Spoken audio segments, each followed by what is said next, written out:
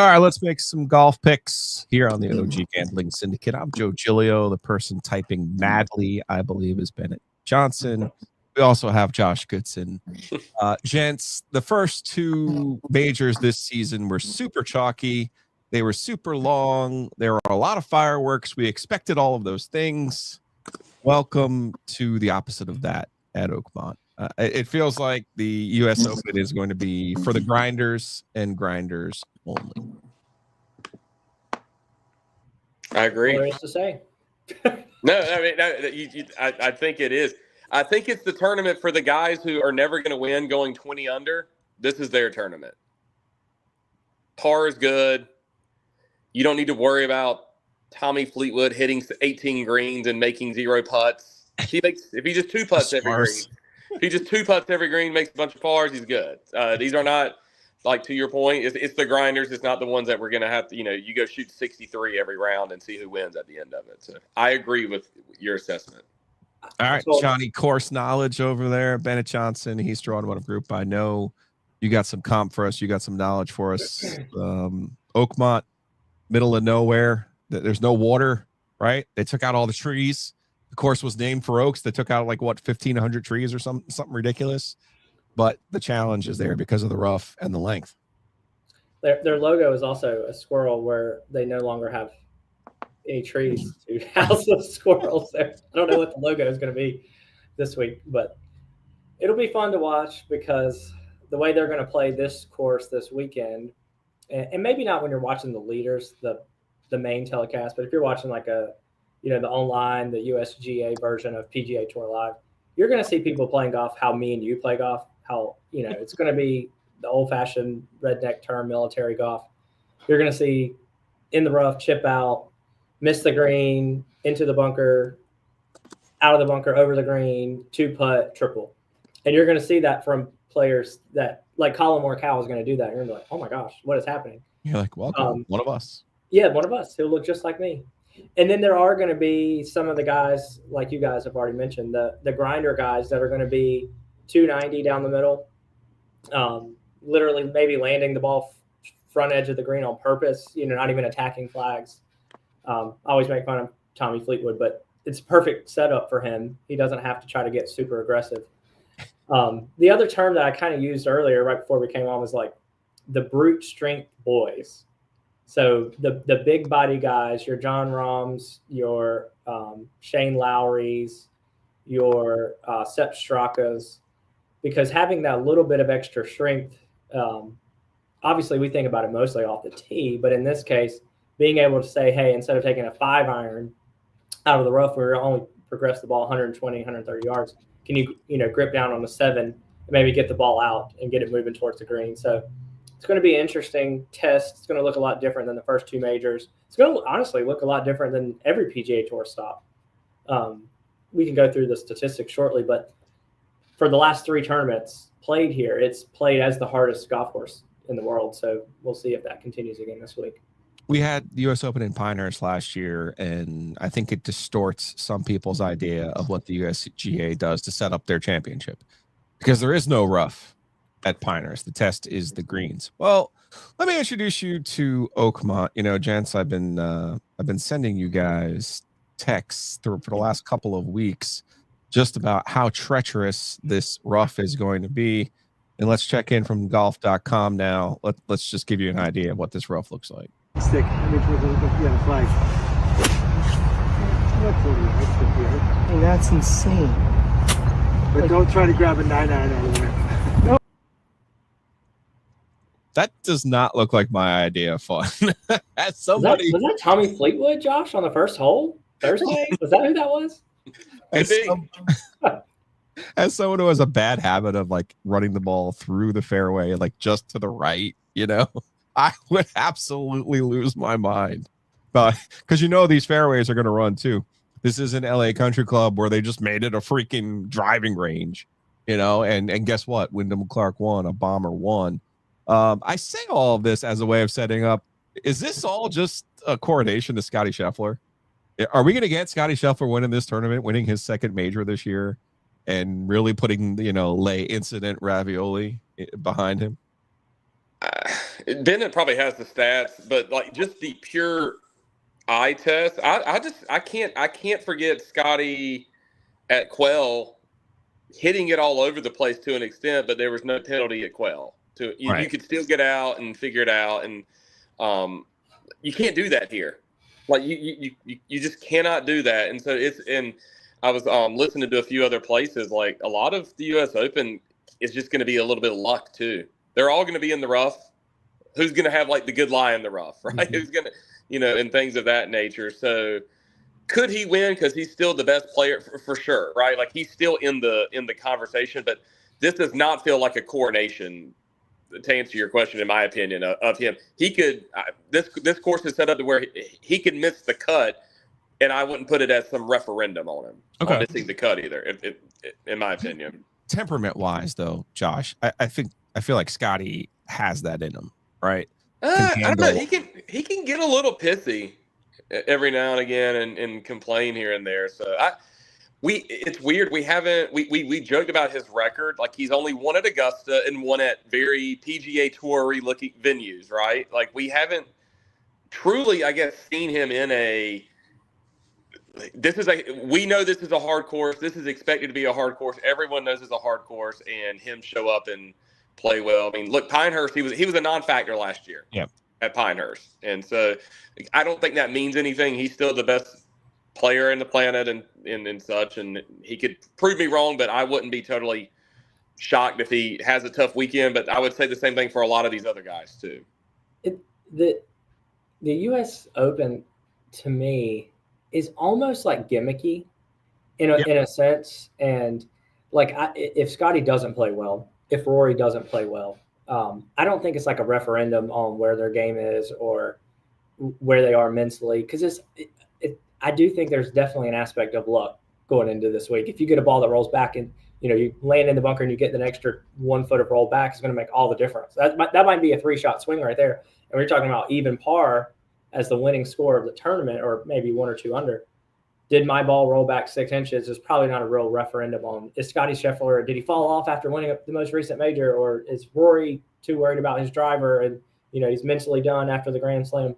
To me, this is just a 4-day test of golf. And after we move on Tuesday or Monday afternoon, we're gone. We're on to the next one. And I almost think maybe that plays in reverse. We always like to say who's trending well. That's like our maybe that's our slogan. Who's trending? Maybe that's our slogan on here. I almost feel like trending doesn't even matter coming into this. It's like, how do you shoot even par on day 1 and day 2 and put yourself out there? And there's going to be some names that pop up. Like, well, this happens every major, but it's like, who is that guy? I've never heard of him. And he's going to be like 1 under par. And then, someone is going to be right behind there, 4 or 5 shots back on day 1. And they're just going to eat their way to the top. And then I think by Sunday, we will get, at least 1 or 2 big name players. To your point, Joe, Scottie's game feels like it should set up well for U.S. Opens. Hit the fairway, hit the green, 2-putt, go, right?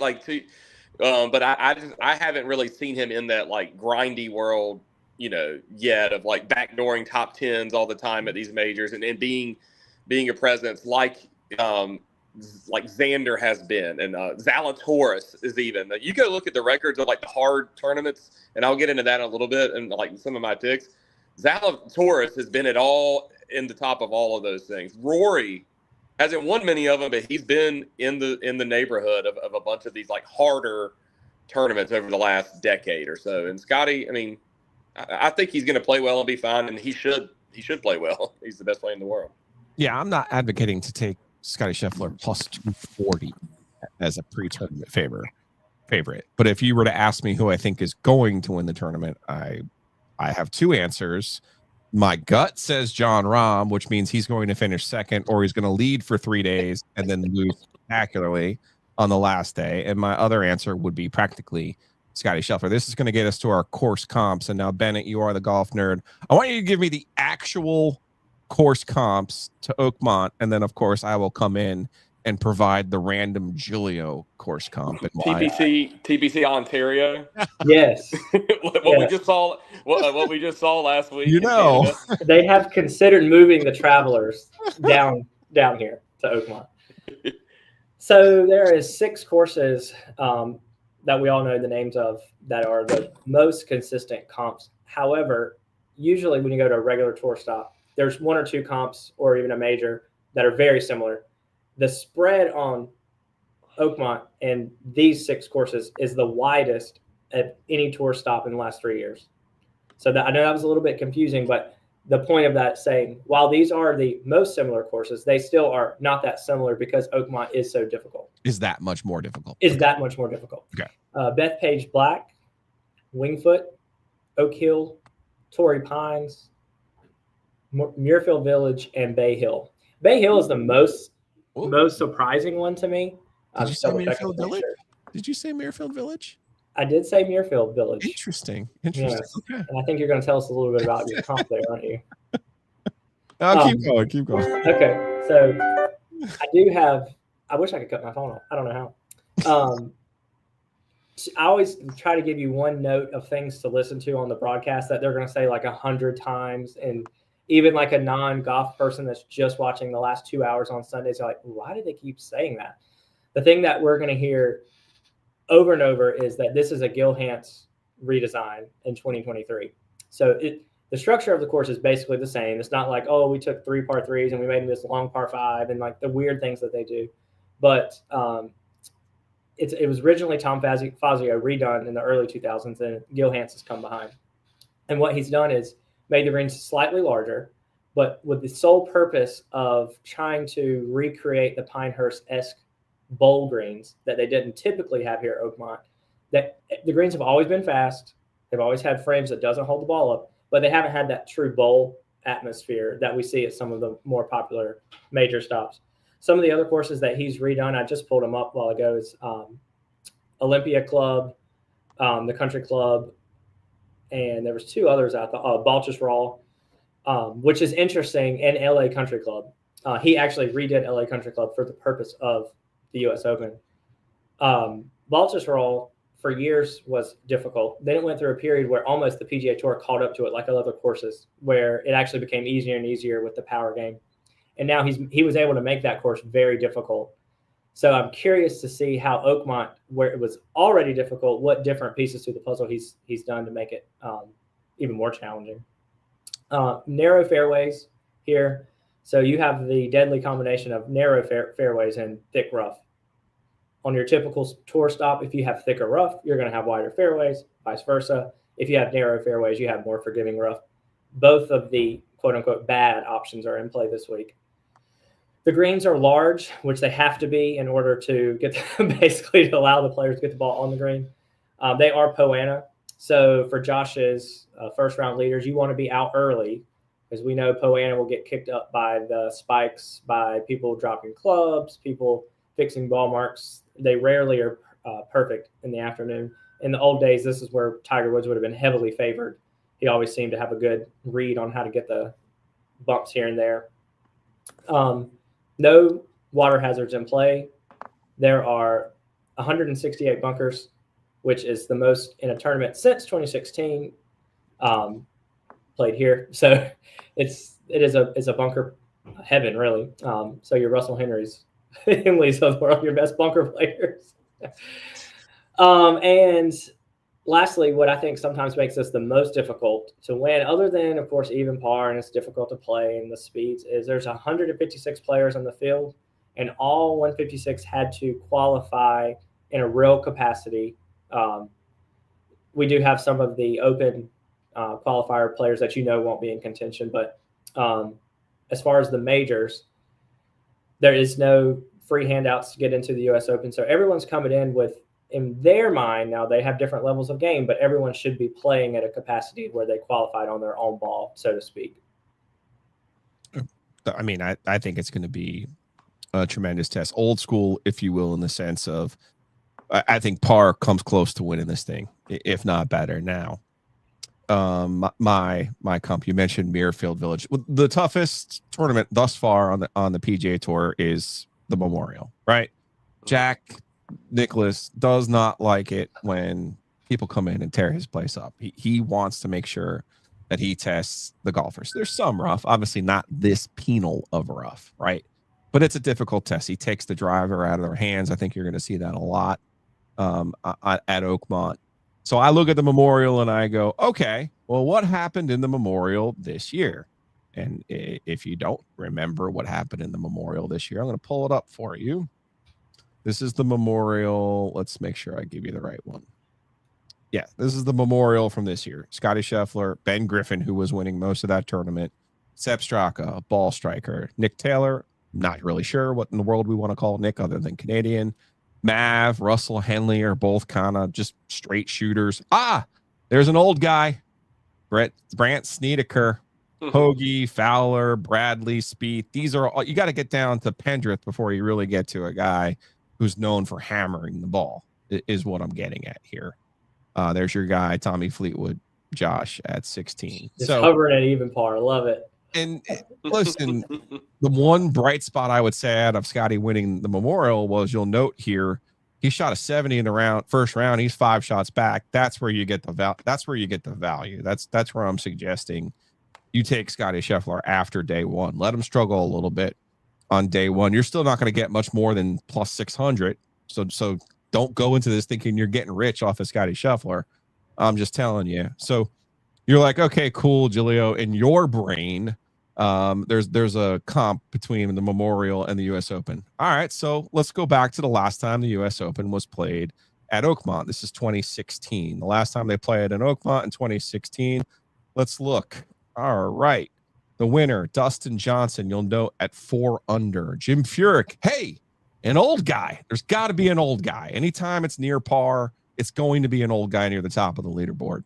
Scott Piercy, you guys could probably tell me more about him. I don't remember him. He is a straight ball striker, iron player. Sugar Shane Lowry. Let us now note 68, 70, 65. Dear God, I think he had an 8-shot lead going into the last day. Shoots a 70, obviously had a 6-shot lead, if not less than that. 76 on the last day to lose this tournament. Did Dustin Johnson win it? Technically, yes.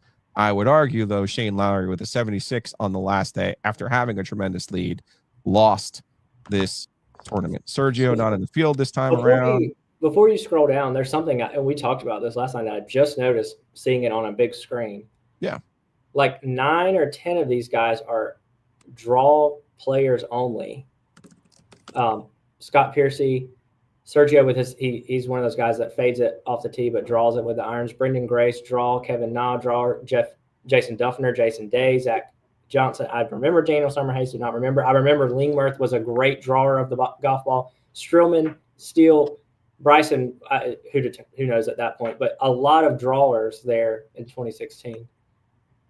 Also note only 4 players finished this tournament under par. That's a lot. That's saying a lot about the test that the USGA sets up at Oakmont. Now you're like, okay, Joe, I mean, that's awesome. Like, really cool. We looked at the 2016 leaderboard. Dustin Johnson won. Yeah. Okay, there was an old guy. Yeah. What's your point? Well, let's go to the Memorial from 2016 and see if we can't just draw ourselves a correlation. Spoiler, there is a correlation. Dirt McGirt won. Okay, cool. Dustin Johnson, there's your winner of the U.S. Open. 3rd, 1 shot behind the leaders. Hey, look, there's an old guy. Matt Kuchar. Oh, my gosh. Patrick Reed. Keegan Bradley. He wasn't old then. Matt Kuchar wasn't old then. 10 years ago, he wasn't old. He was teetering. At least, yeah. Right? Teetering. Kegels. I mean, these are all guys, as Bennett can explain, hit the ball straight, not bombers, all those things. So I think that kind of sets the table for where I think this tournament is going to go. And I never really know where you're going to go, Josh, with your first round leaders. So I am just going to pull them up so that we can kind of go through them. I have to attest to the group here. I feel like I am the person who checks up on the checker-upper. You have been like ridiculously hot this golf season. Ridiculously. Like, if you don't have a first round leader, you have the champion that you've picked after the first day or second day. You've been ridiculously good this year. I think you even hit the first round leader in the Masters for everyone with DeChambeau. So let's bring them up now. We've got oh my A goodness, lot. We've got a lot. 26 picks for everyone here today. We've got a lot. And Okay. so there was a mixture of, I didn't do a lot of like how you've done at Oakmont because it doesn't really, it's Sure. 10 years ago to an extent. Yeah. What I've keyed in on is value, some old guy, and you're going to hear me talk about it. Guys who play well when it's a hard course. Because they all know it's a hard course, but there's a group of guys over the last 10 years that I've basically have isolated that we've had, in my opinion, when I think of a hard course, I looked at like where have we had like winning scores of like 5 or 6 under or worse than that in like the last 10 years, kind of going back to Oakmont in 2016. And it was crazy to see the same amount of guys you would say end up in the top 10s of these tournaments. Yeah. 2016, Lowry and Day. 2018, Brooks, Tommy, Reed, Finau, Berger, Hatton, X, Justin Rose. 2020, Harry English, Xander, Finau. 2021, we have another Harry English. We have Colin. We have another Berger, Rory, Xander. Then the last few hard ones, Hideki has actually shown himself to like be around and sniff around some of these tournaments. Matt Fitzpatrick won one of the hard one of these a few years ago. That same year that, if we remember the 22 PGA championship that Justin Thomas won, that was actually a hard PGA as well. The final winning score was something 5 or 6 under. Tommy Fleetwood, Lowry, Finau, all these guys keep showing up in top 10. So those are the grinders of the tour. And we talked about it at the very beginning, but those are not the same guys that we would sit there and say, oh, the winning score is going to be 20 under. We're going to pick them to win. Yeah. They just don't have the horsepower. They don't have the aggressiveness. They don't have the big game to go out there and make 7, 8 birdies around that you need to have.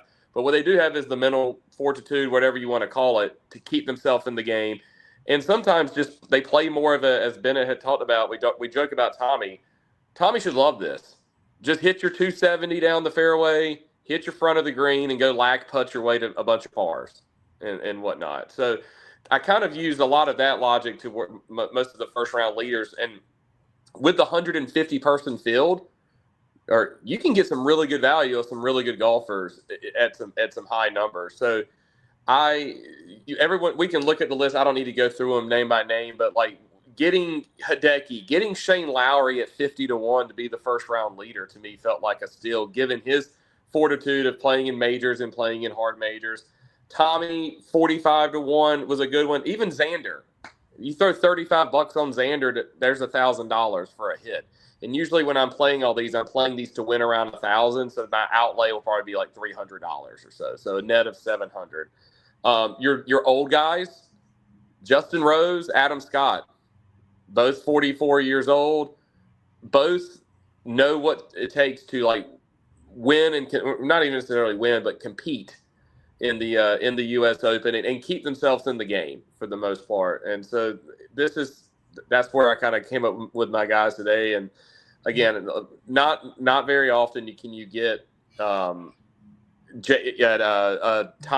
at 45-1 or Lowry at 50-1 for the first round leader. So some really, really, really good value in the first round leader plays this week. We should break bad news to Keegan Bradley. I have a Keegan Bradley ticket. You have a Keegan Bradley ticket. He will not be the first round leader. I could potentially reverse jinx the 2 players I don't like that you have. You have 2 bombers in Cam Young and Cam Davis. I don't see that coming home. I don't see bombers coming home even in one round on this course. Cam Young, he was on I think he was in 22 or 21, one of those. He showed up when Zalatoris was finishing second at every US Open for like 5 years straight. Yeah. Cam Young kind of threw, and Cam Young threw showed some signs of life last week. So kind of piggybacking on the didn't win your last tournament but played well, maybe feeling good about yourself. That's where Cam Young kind of fit in this week. And Patrick Reed, that guy, he is as grindy as they come. Yeah.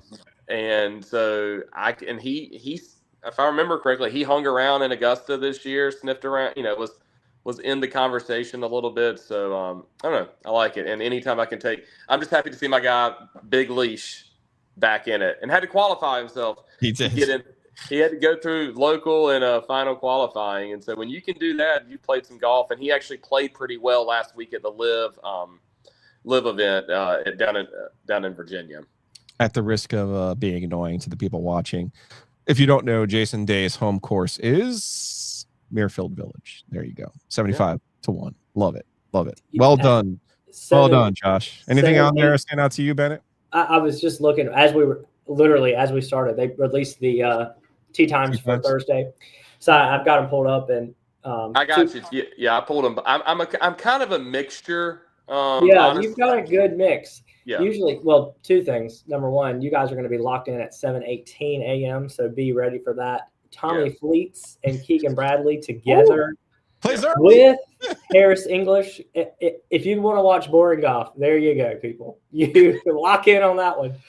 And then I think I criticized this at the Masters, and I might have done it at the PGA. No, I missed the PGA episode, so definitely the Masters.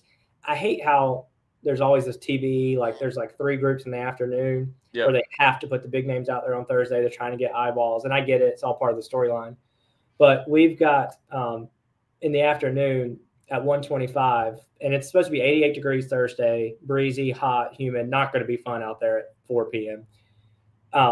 Scottie, Colin Morikawa, Victor Hovland out at 1:20, and right in front of them you have John Rahm, Jordan Spieth, Sam Burns, Dustin Johnson. So there's probably only going to be 1 or 2 of the guys that survived that. Obviously you would like Scottie. And then I was feeling okay because I thought Sepp Straka was at the top. And then I looked in the next group. And we have Tyrrell Hatton playing with Sepp Straka. And Tyrrell Hatton will definitely break a club in the middle of the round at least one time this week. So hopefully Sepp can keep his head on straight. I for one am looking forward to Tyrrell, my personal favorite golfer, and his meltdown. All right, let's go to some picks for top 20 and winner. And you're about to hear some names we just talked about. Scottie Scheffler is the favorite in this. John Rahm's another guy who I mentioned that I like, which means again he will play well for 3 days and then bust my balls. So we know that's coming.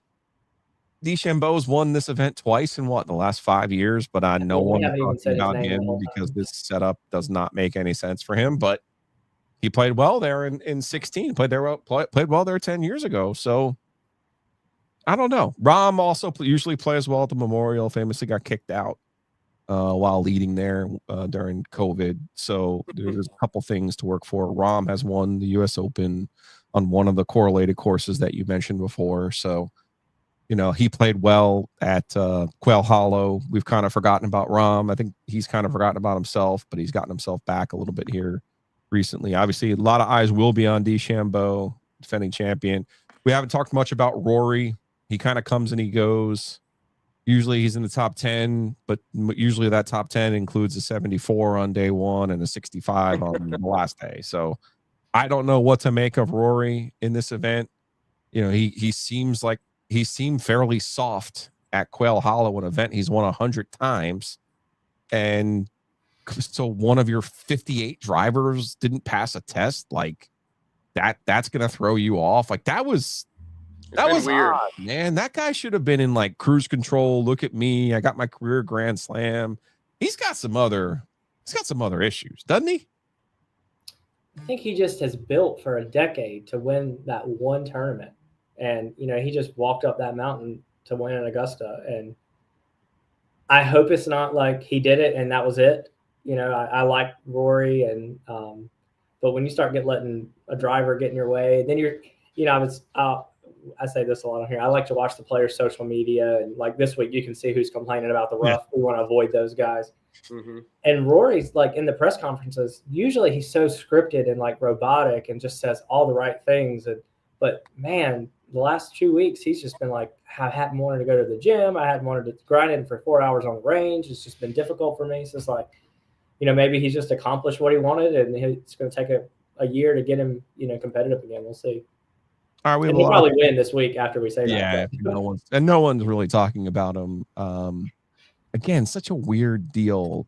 that they took all of the trees out of what was the signature part of their course. There's what, a 290-yard par 3, which just I'm seems looking at the diabolical. card. Yep. On day one, they're going to play it at 291. Yeah, 30. even for them, a 3-wood, that's a tough shot. Like Josh and I can go driver on 15 at Eagle Ridge. We go driver. Like that's nothing for us. What's interesting about that hole, and then we'll jump into the picks, is everyone's going to talk about the hole all week, but it's sandwiched between 2 par 4s where you cannot hit driver. So you're going to be walking up there coming off a par 4 where you've had to hit either iron or like a 5-wood off the tee because of the fairway is only so long. Then you're going to have a difficult long par 3 and then turn right back around and have to get, whatever your driving iron or your, shortest wood out of the bag. It's an interesting spot for that hole to be sandwiched. Just optics for the players. All right, so I mentioned Shane Lowry lost this tournament in 2016. He has, man, he feels like he's always all around it on the tour lately, and he just can't quite get his an elusive win. He's on a little bit of a drought. Top 20 though feels pretty safe. Bennett, you've got Shane in the top 20. Josh, you have Shane as a winner. I also have Shane as a winner. I think we're all kind of in concert here. The tougher it is, the first golfer you think of is Shane Lowry. Yeah, he as grindy as they come. Like that's all that I care about going into this. He's someone that's not going to get pissed off at the bogey that you're going to have, right? He's not someone that's going to get worried about, he's someone that understands like playing for double sometimes is not the worst thing in the world. So I like Shane this week, like Xander and like Corey Connors as well. Just Corey Connors straight. Someone that, again, you do not trust him to have to go win a tournament at 20 under, but can he survive through the weekend and make it back there? Sure. He's someone else I was, keyed in on this week. It's kind of wild to think he hasn't won an individual event on the PGA Tour, technically, since the Open Championship, and that's also his only. He won a World Golf in Bridgestone Invitational in 2015. He won the Open in 19. He's been in the top 10 even just this year. Top 5 finishes. No, it's a lifetime. 15. I mean, that's kind of crazy. Top 10, 33. Like, here's a guy who just keeps, going, but the wins have been elusive for him. Yeah. So, and the last time at Oakmont's one of those that's kind of an example of, has a lead, plays poorly the last day, and you're like, oh, okay, well, we don't really think about those things. Him and Rosie played really well at Valhalla last year, which surprised the shit out of me because Justin Rose is another guy. I'm surprised, Josh, you don't have Justin Rose as a top 20, although I'm sure he's a guy did you have him in your first round leaders either? Oh yeah. I was gonna say that's your guy, man. Holy smokes. Oh yeah. There he is, 65. Okay. I have Justin in. I can only give 3 winners for this pod. I can't give my 11 winners that I actually have action on. And trust me. Team Rose is got a sprinkle on him to win, for me right now. Bennett, is Sepp Straka your safest? The one you usually have a top 20 that you feel really good about? Is that the one you feel like safest about? I think Sepp is my strategy is always try to hit one top 20 that will pay for your straight gambling on your winner bets. I think Sepp, he's a straight player. He plays the ball relatively straight. He can be long long in this tournament is not going to be long off the tee on the 4s and 5s. It's really, can you feel comfortable on the par 3s that are all going to be, even you got number 16 is going to play at 250. So you need to be a long iron player for the rest of the course too.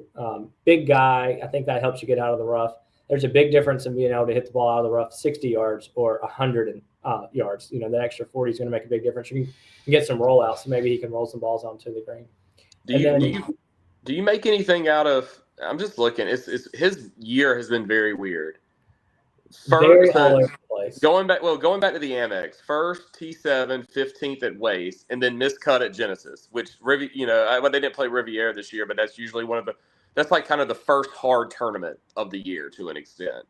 Cognizant T11, Bay Hill T5, Players T14, Valspar T28, missed the cut at the Masters. Then T13 at Heritage, which can be hard. Won at the Truist, that was not at Quail, but then missed the cut at the PGA. And finished third at Memorial. Now finished third at Third at Memorial. Memorial. Yeah, the Memorial piece was what I was leaning on with him. No, he's got, it's just quirky. He does not have a great majors record. I looked, he didn't really do anything last year in the majors. So just, I don't know. It's just weird because I feel like he's also playing as one of the best players in the world right now too.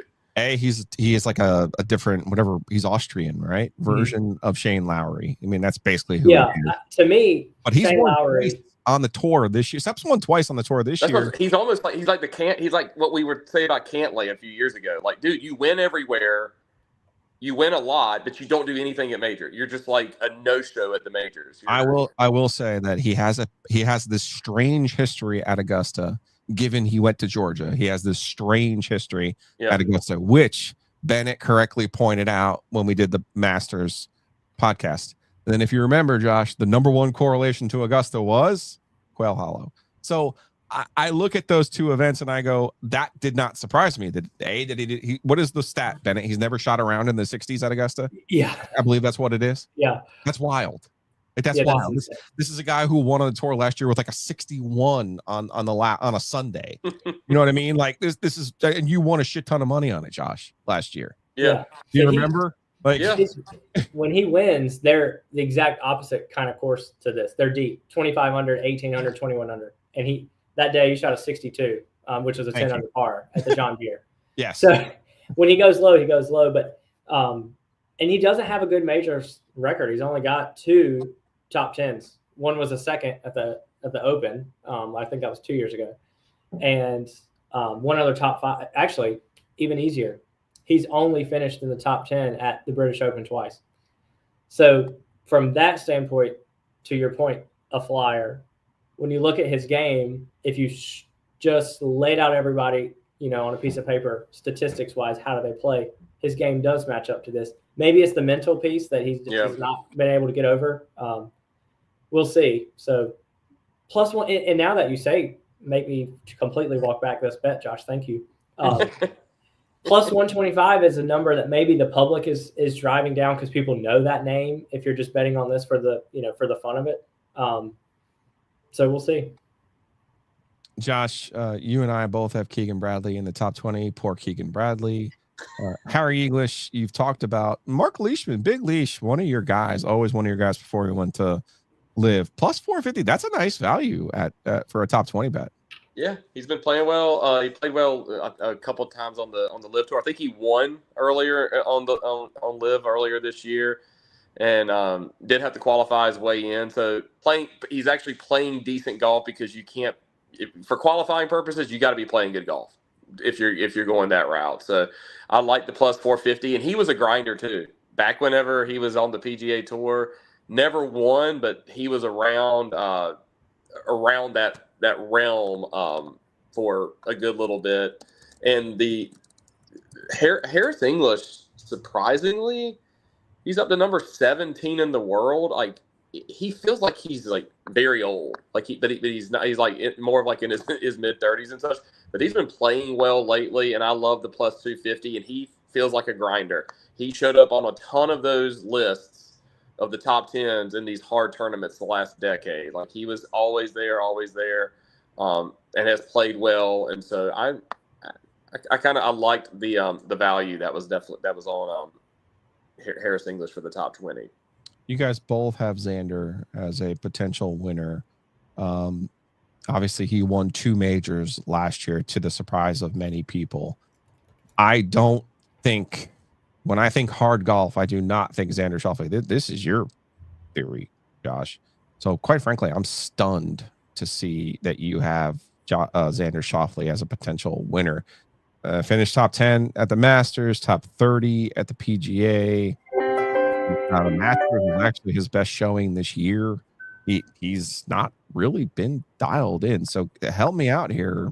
As I motherfuck him, help me out here as to why you're picking Xander Schauffele. Well, he'll magically turn around and win it now. Just watch. He's a US. Go look at his Wikipedia. Okay. Since 2017, Yeah, T3, 20. 5, 7, 10, 7, 8. Yeah, Okay. he is a before he won his two majors. That was kind of what he was holding his hat on, was like he was the U.S. Open guy for basically from 2017 on, of being in there, and these are the U.S. Opens that some of them were hard, some of them were the quirky one, the Pebble Beach, the Gary Woodland year that we all are going to forget about hopefully one day, the the Wyndham Clark U.S. Those weren't real U.S. Opens, No. like The sorry. LA one, no. They weren't, but like he showed up in those. But he is the U.S. Open savant. Now, the only caution I have with him is I like the value. I think he is a grinder, but this still, I don't feel like Oakmont is the place that you go to like find your game, or if you're still fixing your game a little bit. Like, so I would. That's the only hesitation I have, is like, is he fully back and healthy and able to do that? Because I think he does have the mental piece of it to compete in U.S. Opens, for sure. So if there's any hesitancy on that, but his picking him was way more, as Bennett said, it was way more of he's the U.S. Open yellow Wikipedia king of the last decade. Okay. And Aubert is a guy who has played well in majors. Bennett, but I don't really like that value. And Yeah, it's not great. Is he a lousy day player? Is he a hard I think player? him and Joaquin Niemann are the same guy. It's like, oh no, wait, you gotta let me get this out. When you watch them play, if you don't know where they're playing or the stakes, you would think they have the game to be the best player in the world.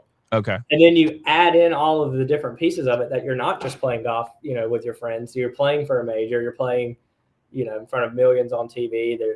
Everyone and I think what gets both of them is they know that everyone expects them to be the next great player, and they just haven't done it yet. I think everyone still thinks they will break through. And honestly, my three winners is in this. I wish I had a better statistic for this. It just seems like every major, one of those three guys is there. They're never there at the same time. You never get that warm fuzzy on Sunday that they're going to win, even though obviously Xander and Colin have been successful. But it just seems like every major, one of those three is there. And what I didn't want to do is, to me, and I've said this before, and I don't know why, to me, Xander and Colin are the same player, but they're really not. I mean, they're just not the same player. But I just was confused. Yeah. I mean, California, Josh. California. It's funny. I said that about Xander. I think that's what Josh said about Colin Morikawa, actually, a couple of years ago. Remember he won the British, Josh? You were like beside yourself. You're like, this guy is like a simulator. He plays well on a simulator. He shouldn't be winning the British Open. You were so mad. You were like Giglio levels mad at that guy winning the British Open. And I'm pretty sure that was a easy Open as well. Like, didn't he get kind of a fake major during COVID when there was no? He got the Olympic Club fake major, and so it's like I don't know. It just seems like those three guys. One of them is there in every major. Ludwig, two of them. Ludwig also he was in the conversation last year at Pinehurst when it was a hard course. Yeah, I think it was second. Yeah, he was tied for the lead going. Yeah, I think he was like late in the game there.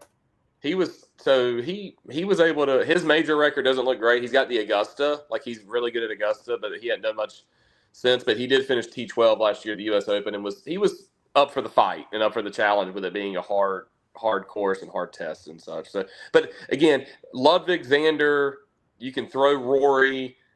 Those are some very volatile pieces, I think, this tournament. All of them have different reasons for why they're kind of searching for their game or whatever, and haven't really been on their A game. And you're either going to get exposed and it's not going to be pretty, or they will find it, and you'll know early. We'll just leave it at that. You'll know early for a bunch of those guys. All right, I see Zirkle in here with Ben Griffin 75-1. Ben has been playing really, really well.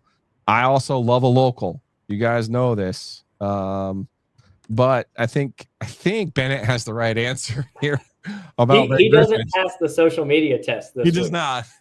So Ben, if anyone hasn't seen it, Ben Griffin has been absolutely losing his mind on TikTok and his Instagram reels about the rough, the type. We also had a complaint on the type of sand that is in the bunkers, and he's been showing a lot of rough videos out of the rough. So I think Ben's already got his excuse baked in, just like I always do when I tee off. I could see Griffin. I could see this hot streak coming to a halt. Really? Like he played against he was up against Scottie, had a chance at the Memorial. Like if he was leading, he was either leading or tied with Scottie, and he didn't play bad. I think he shot one over that Sunday, but he ended up finishing second at the Memorial. But that could have been the first sign of like, I'm Ben Griffin. I shouldn't be be here type thing. And he hasn't played since Memorial, which isn't uncommon. But like Ben Griffin also to me doesn't feel like the type of guy that should be able to like not play since Memorial. He should have been at RBC last week, in doing that. So he seems like the favorite for next year's Sanderson Farms. Yeah. Okay.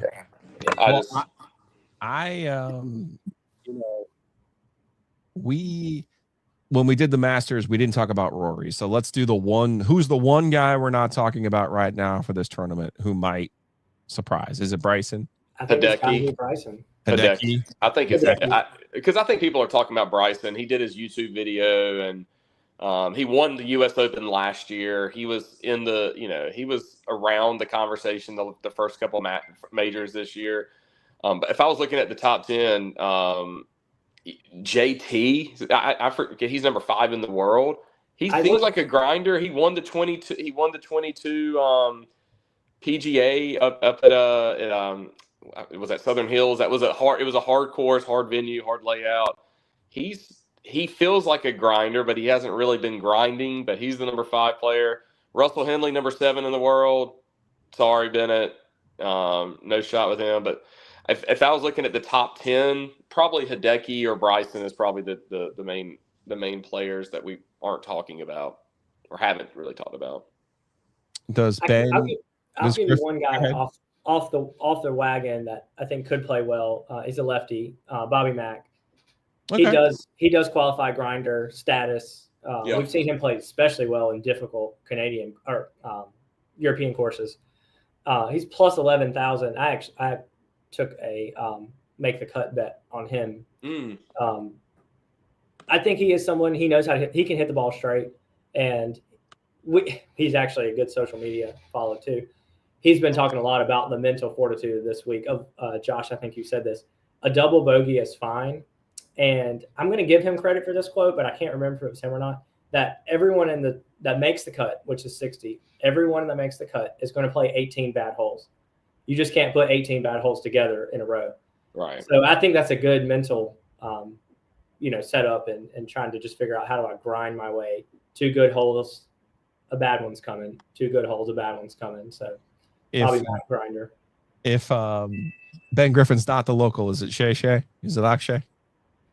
I don't see that either. I'm not there. He hasn't played well this year. I would have thought he would have played well at Quell, to be honest with you. And and it's fine. This is his second full year on the tour. Is that correct and such? So yeah, I don't feel it's Akshay.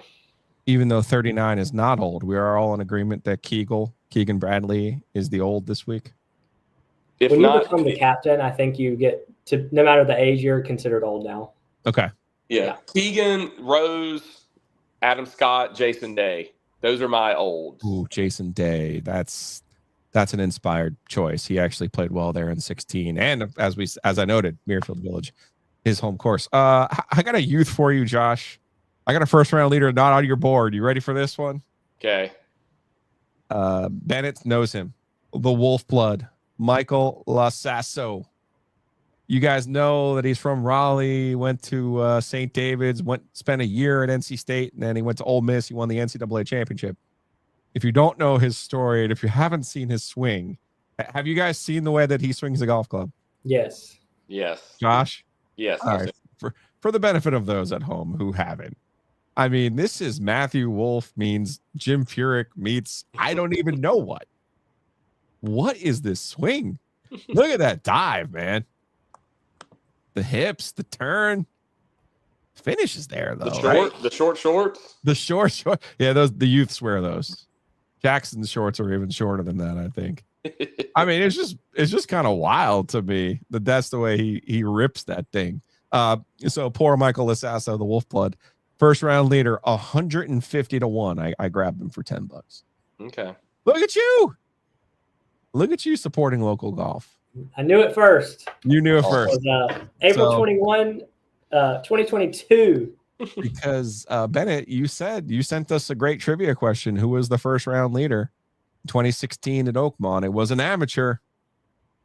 It was Scottie Scheffler. So my play here, guys, I'm going to take a little bit of Reed, a little bit of Kegels, and I'm going to hope Scheffler shoots a 72 on the first day, and then grab him at 5 plus 500 if he drops to that, which there's a chance he doesn't even do that. So, okay, good luck. All right, man. Same to you. Appreciate you guys taking the time, and we'll do it again for the Open Championship. Why not? Can't wait. See you in Europe. See you, boys. Be good.